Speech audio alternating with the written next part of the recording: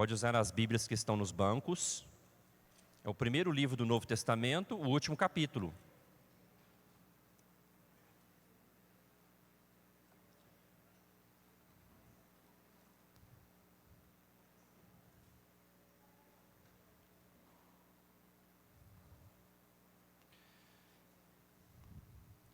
Nós vamos ler o capítulo todo, são 20 versículos.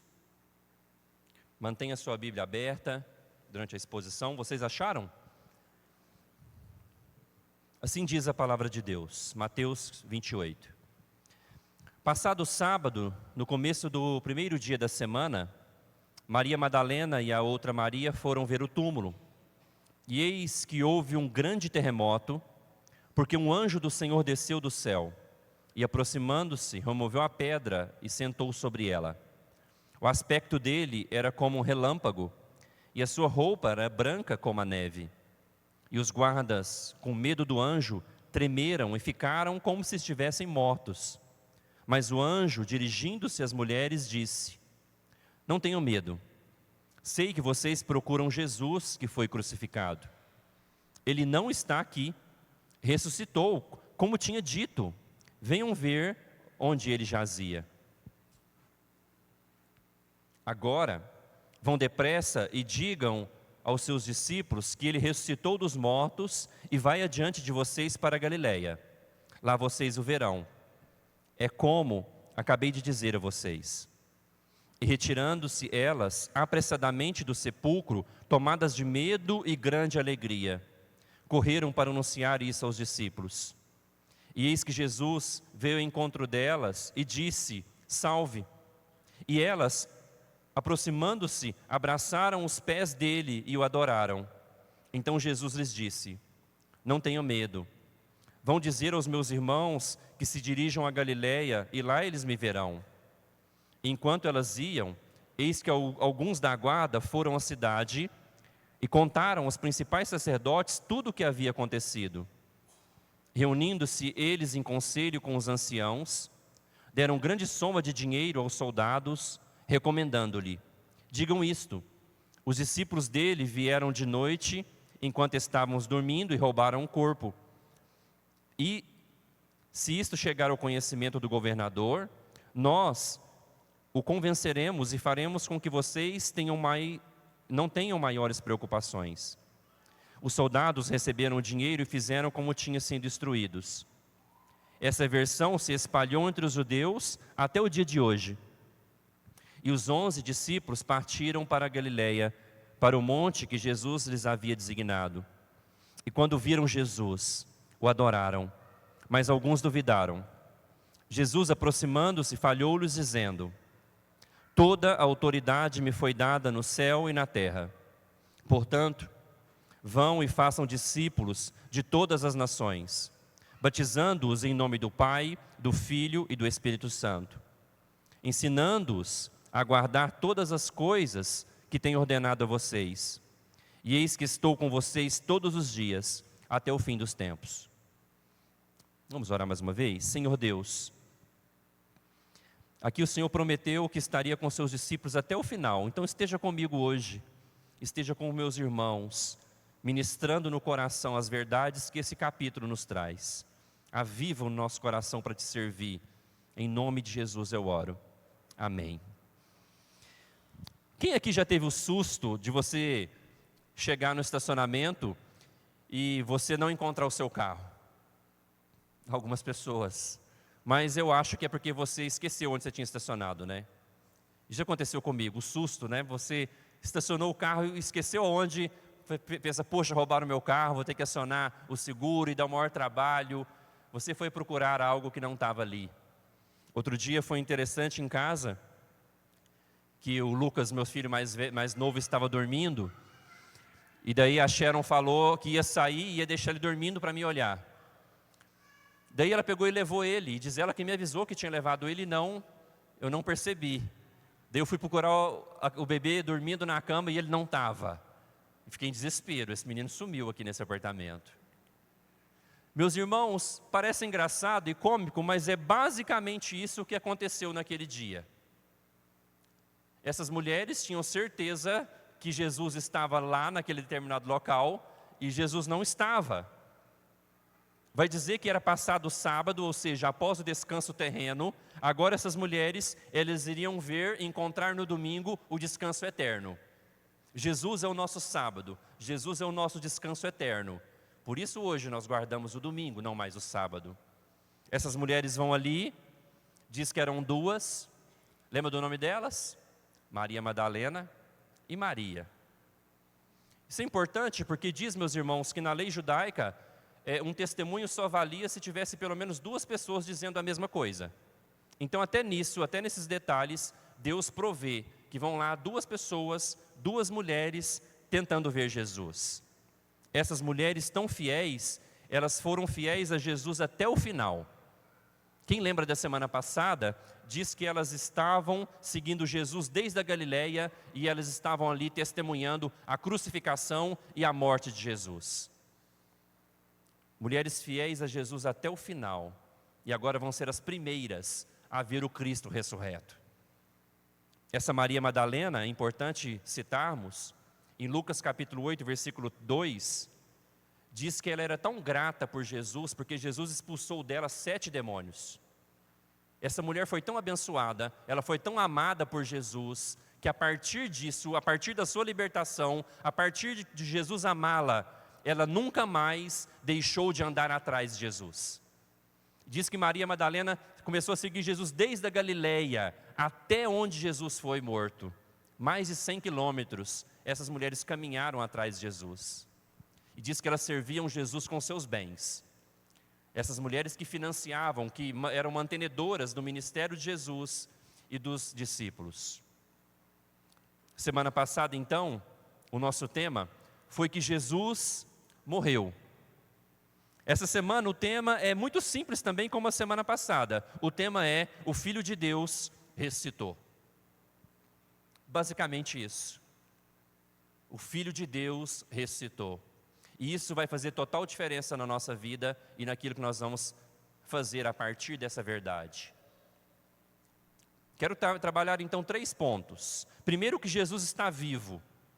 Segundo, que o diabo é mentiroso e usa os seus servos para contar mentira. Terceiro, que nós temos uma missão. Primeiro, meus irmãos, quando essas mulheres chegam ali, e aconteceu ali, acabou o silêncio daquele sábado, aquele sábado silencioso. O silêncio do sábado acabou com um grande terremoto. Eu não sei você se já passou por algum terremoto, eu acho que não. Eu já fui missionário no Nepal e teve um terremoto. Gente, um terremoto não tem como você ficar totalmente com medo. O estrondo, o barulho. E diz que foi a mesma coisa que aconteceu. O silêncio do sábado ele foi findado porque um anjo desceu do céu e teve um terremoto. Diz que todo mundo ali ficou com muito medo. Aquelas mulheres, os soldados que estavam guardando o corpo de Jesus. E no versículo 6, ele se dirige às mulheres e fala: olha, ele não está aqui não. Aquilo que vocês estão procurando, o corpo dele, o Senhor de vocês, ele ressuscitou, como ele havia dito.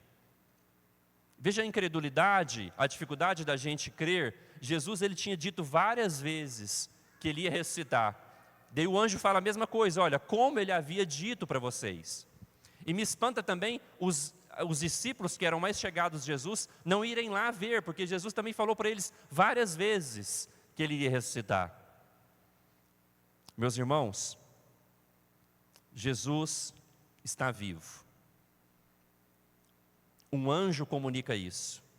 É interessante que no Velho Testamento e nos tempos de Jesus havia mais esse ministério dos anjos.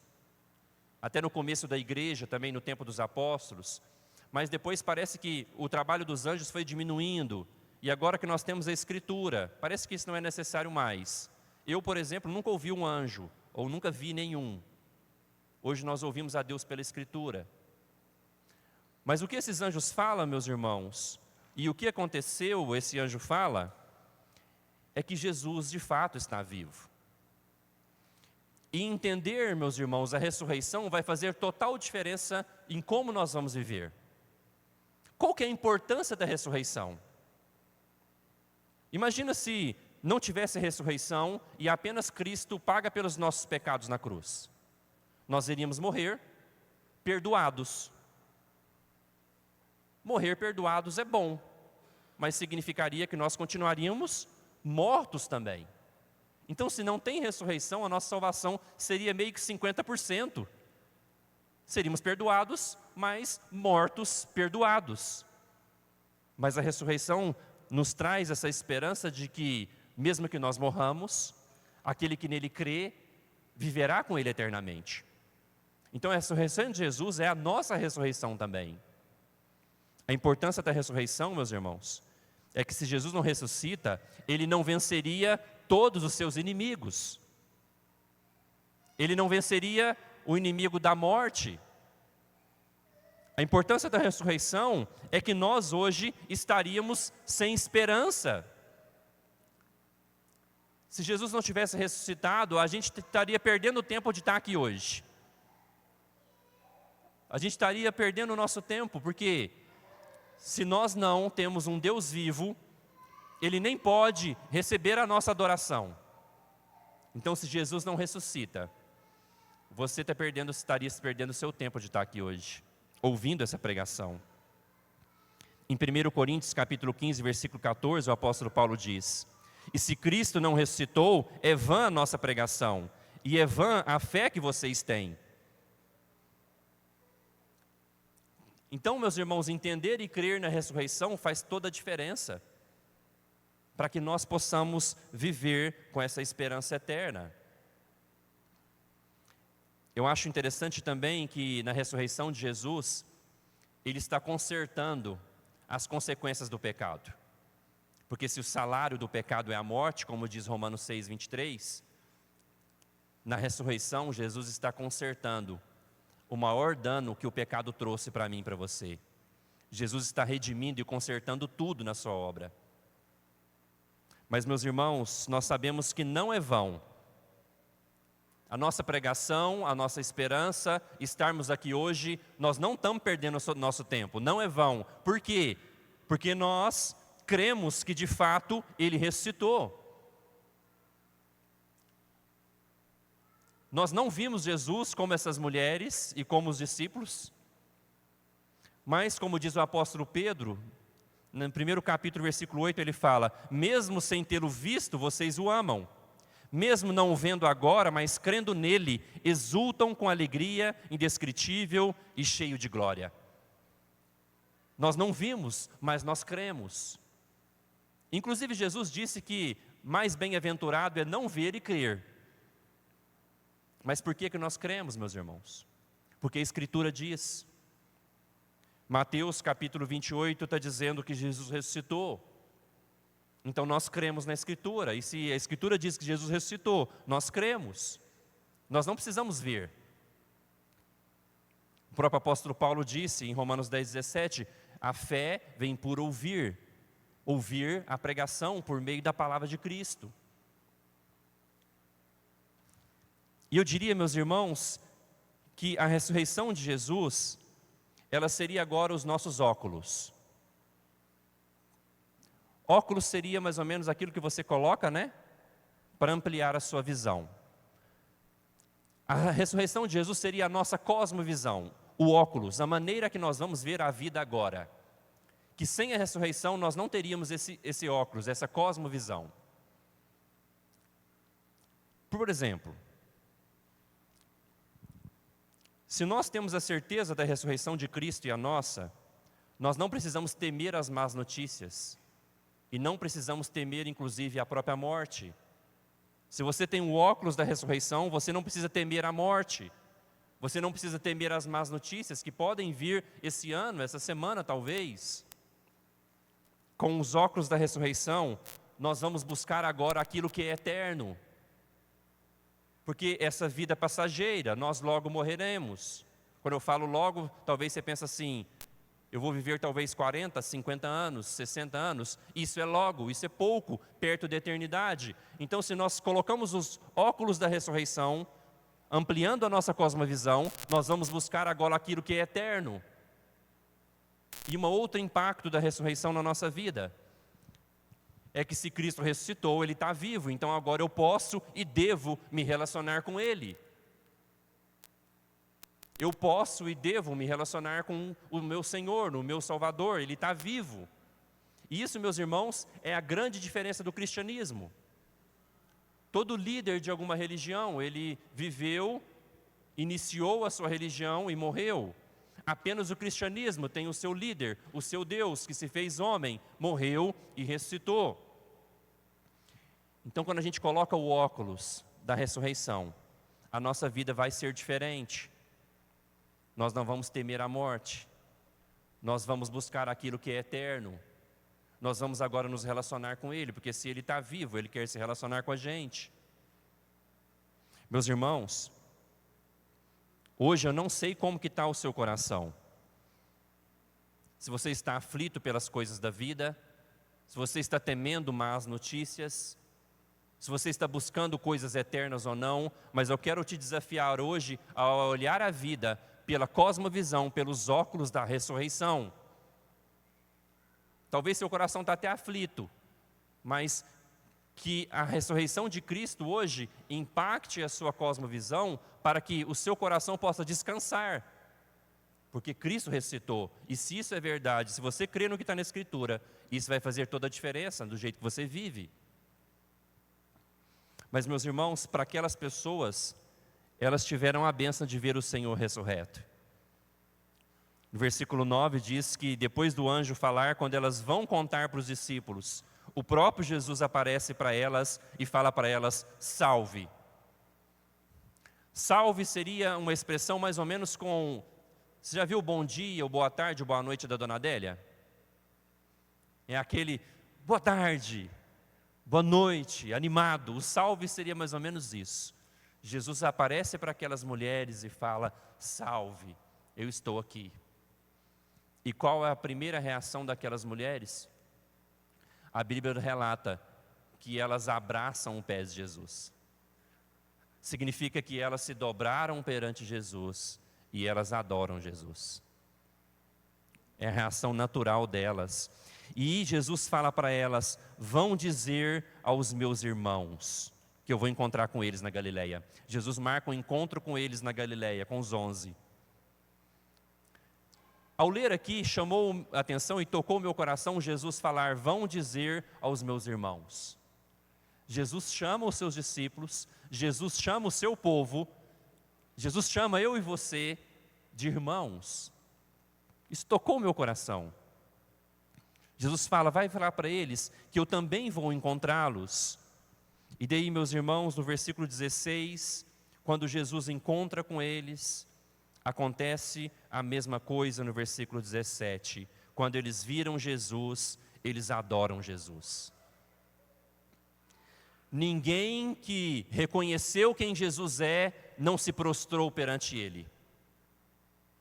Por isso eu falo que não é bom que nós façamos imagens de Jesus, porque é uma quebra do segundo mandamento. E as pessoas vão falar assim, não, mas a gente faz uma imagem de Jesus sem adorar a imagem de Jesus. Não tem como. Todo mundo que chegou diante da pessoa de Jesus se dobrou perante Ele. Todo mundo que reconheceu a divindade de Jesus, adorou Ele, as mulheres abraçaram seus pés. Por quê? Por causa da dignidade da pessoa de Jesus. Por causa da pessoa dEle, por causa da beleza dEle, por causa que Ele é o Senhor ressurreto, todos aqueles que encontraram com Ele se dobraram perante Jesus. Ou seja, quem crê, adora. Culto é para crente. Culto todo domingo é para quem crer. Porque quem crer, adora o Senhor Jesus. Meus irmãos, nós não vimos, mas cremos, como fala o apóstolo Pedro, mas uma boa notícia é que na nossa ressurreição, nós também veremos Jesus. Você está curioso? Calma. A Bíblia fala que na ressurreição nós veremos Ele face a face. E nós vamos adorá-lo, assim como essas mulheres e como os discípulos. Todo domingo nós estamos fazendo um treinamento de adoração ao Cristo que ressuscitou. Mas esse texto também nos mostra que envolve e acontece incredulidade e mentira. No versículo 12 eu chamo do conselho do mal. O versículo 12 diz que os principais sacerdotes, eles se reuniram com os anciãos e eles combinaram, fizeram uma trama com os soldados. Olha, vamos combinar o seguinte, vocês vão dizer que alguém roubou o corpo deles e nós vamos dar uma grande soma de dinheiro para vocês e a gente vai cuidar para que isso não chegue ao conhecimento do governador, para que vocês não sejam punidos. E diz que essa mentira se espalhou. Até hoje, ou seja, no primeiro século, quando o evangelista Mateus escreveu, essa notícia era corrente, que os discípulos de Jesus foram lá e roubaram o corpo. Por isso que eu falei que um dos nossos pontos seria que o diabo é mentiroso e ele usa os seus servos para contar mentira, para tentar atrapalhar a obra de Deus. Porque a notícia da ressurreição ia correr. Então o diabo deu um jeito para que, usando esses homens, uma mentira corresse junto com a notícia da ressurreição. Mas perceba, meus irmãos, os soldados, eles viram o terremoto, eles ouviram o estrondo, eles viram o anjo. Diz que o anjo era como um relâmpago. Diz que o anjo, ele tinha uma roupa tão branca como a alva lã, como neve. Mas eles preferem o dinheiro. Perceba que mesmo vendo todo aquele milagre que aconteceu naquele dia, um anjo vem, retira a pedra do túmulo, um anjo parecendo um relâmpago, mesmo eles testemunhando tudo aquilo, eles preferem receber dinheiro. Veja que ver milagres não significa muita coisa.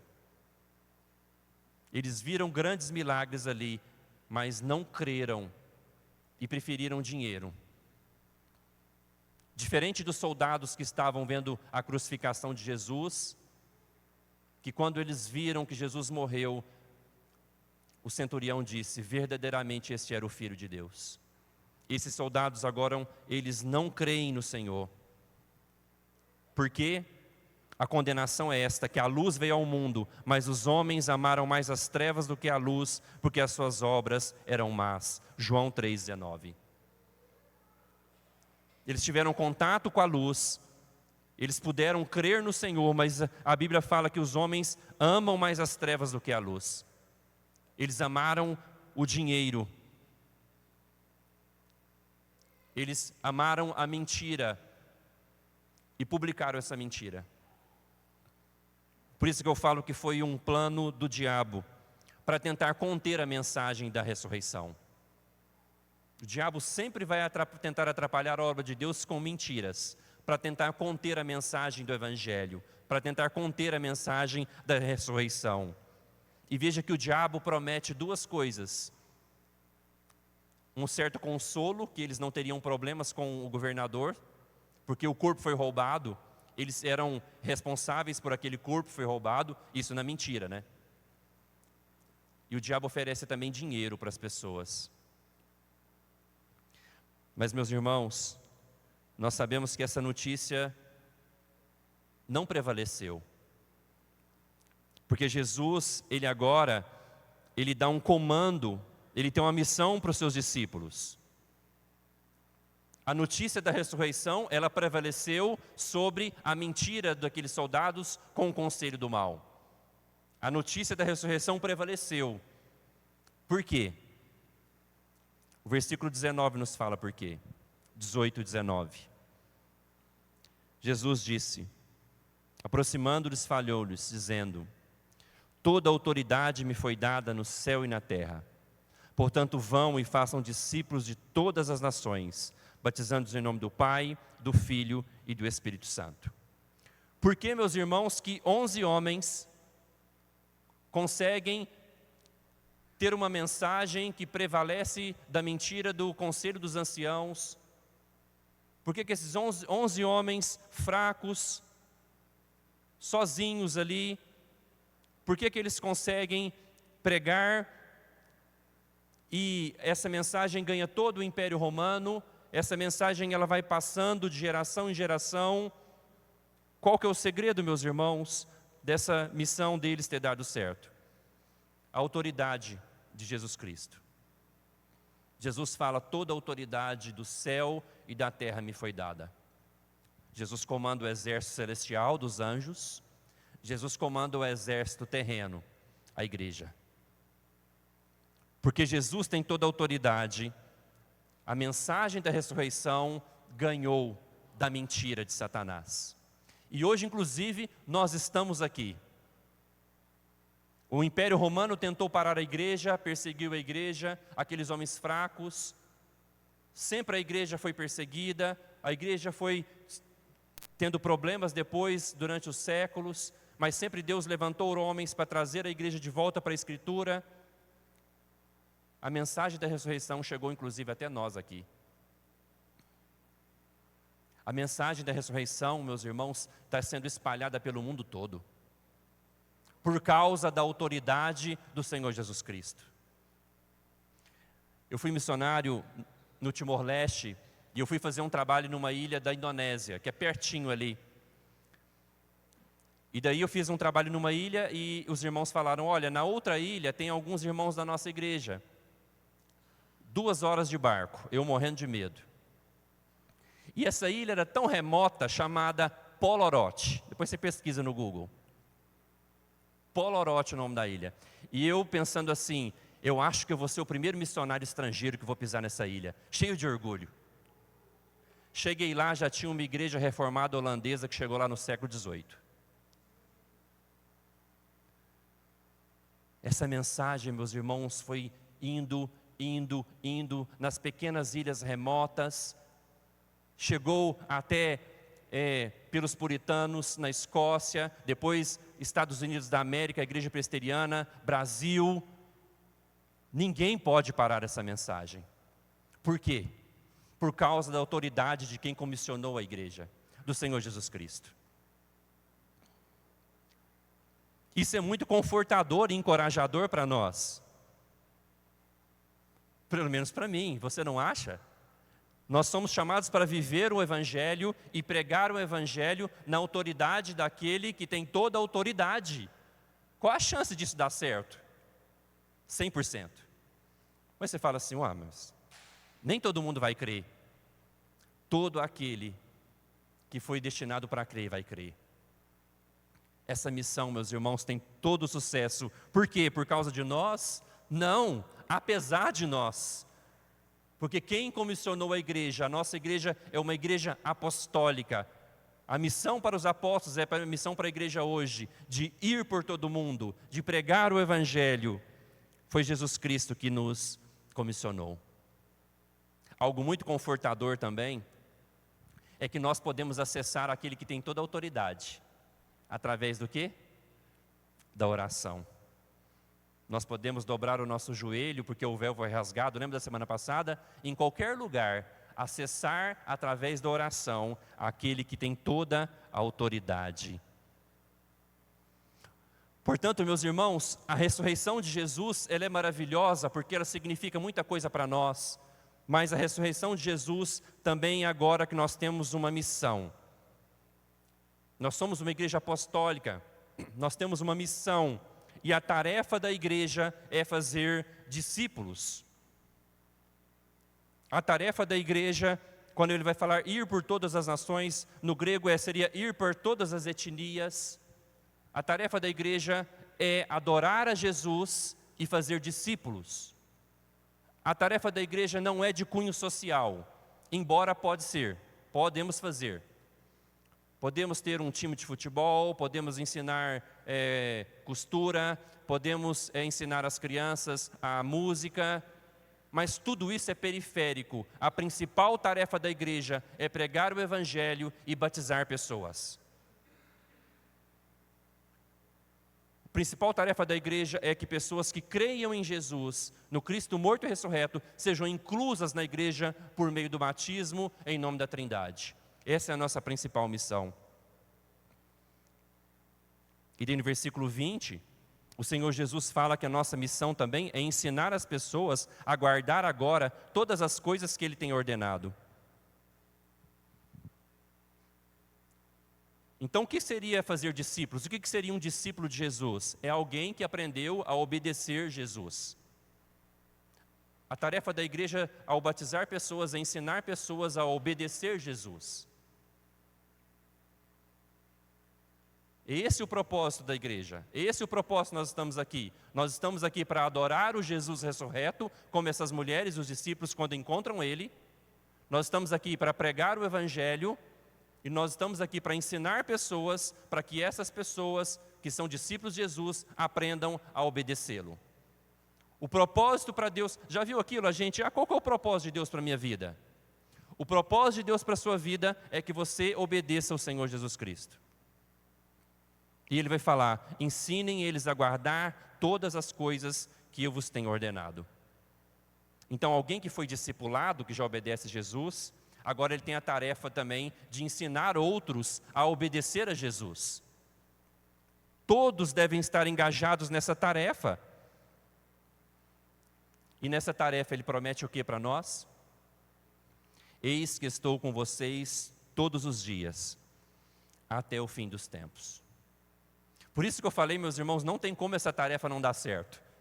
Porque primeiro nós estamos debaixo do comando dele que tem autoridade, e ele promete estar conosco. Jesus prometeu estar conosco, sim, vai dar certo apesar de nós. Apesar de nós, vai dar certo.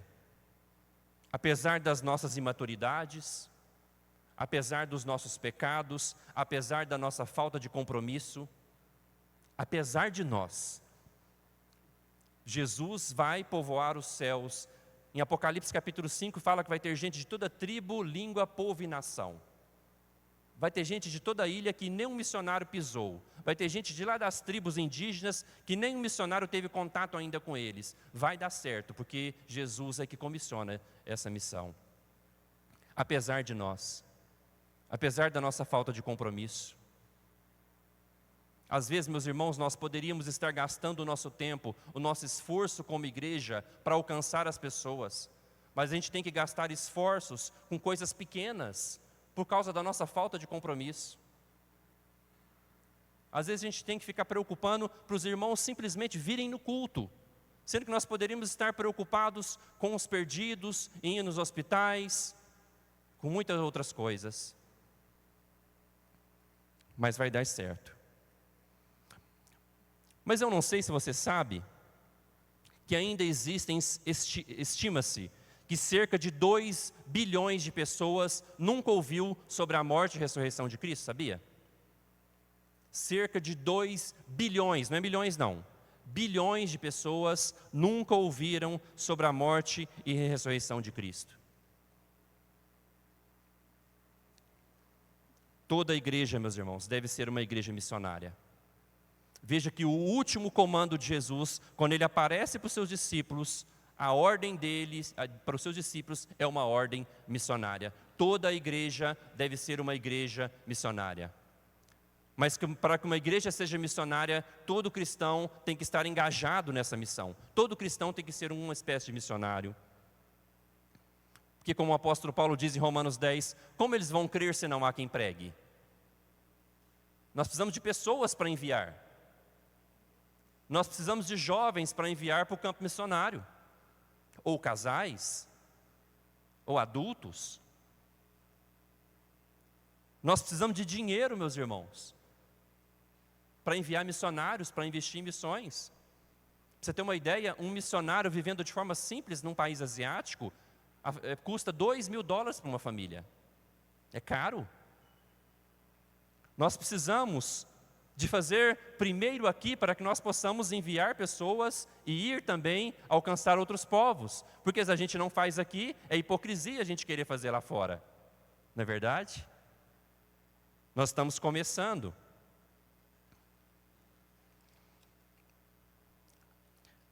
Quando o apóstolo Paulo ele fala no capítulo 15 de 1 Coríntios sobre a ressurreição, depois, se você quiser uma aula de teologia sobre a ressurreição, você vai ler o capítulo 15 de 1 Coríntios. Quando ele fala sobre a ressurreição, em 1 Coríntios 15, 58, ele termina falando assim: portanto, meus amados irmãos, sejam firmes, inabaláveis e sempre abundantes na obra do Senhor, sabendo que no Senhor o trabalho de vocês não é vão. Veja que ele dá uma aula sobre a ressurreição, e no último versículo do capítulo 15, ele fala para a gente ser abundantes na obra do Senhor, porque no Senhor o nosso trabalho não é vão.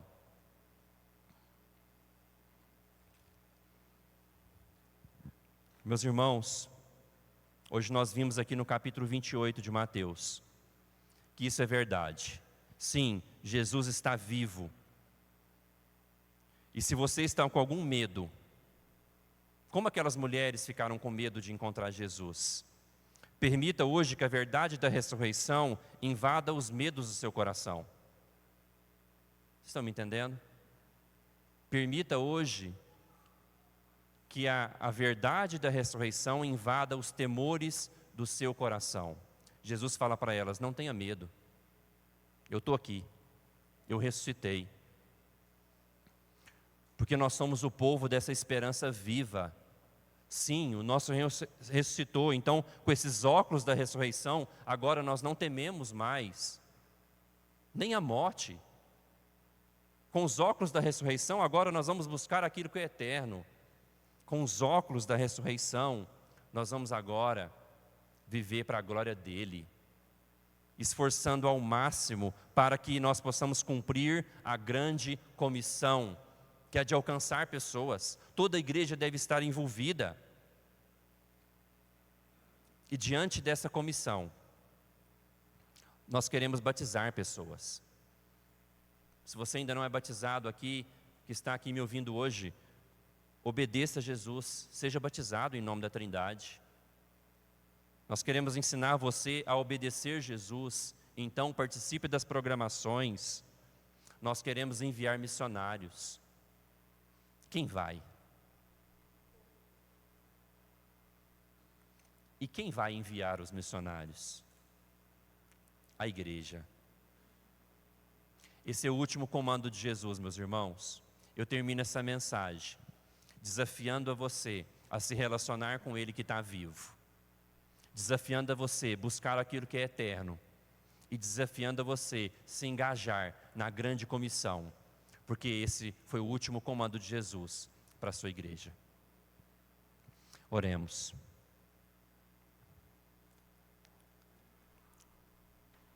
Esteja orando. Como eu falei, talvez o seu coração está com medo de alguma coisa.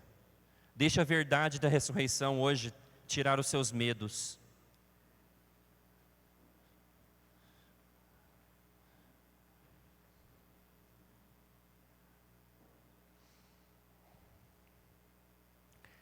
Talvez você quer começar a fazer missão já. Participe das equipes de visitas. Participe da viagem missionária para Monte Carmelo.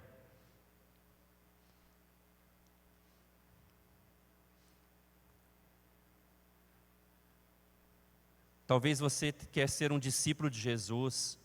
Procure pessoas que vão te ensinar a obedecê-lo.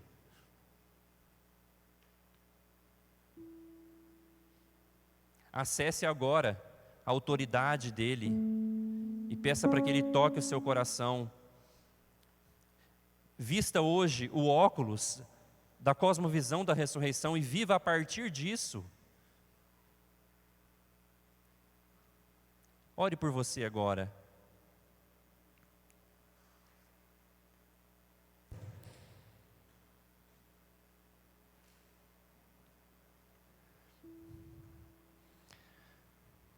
Que nosso irmão Guilherme ore por toda a congregação.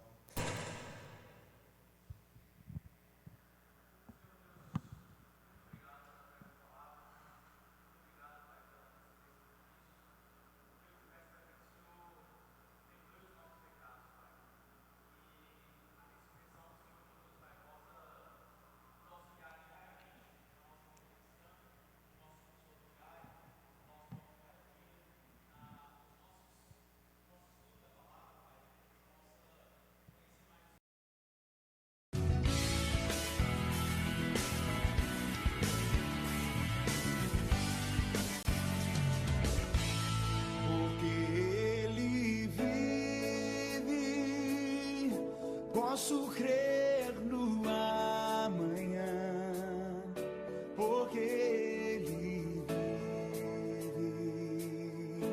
vive.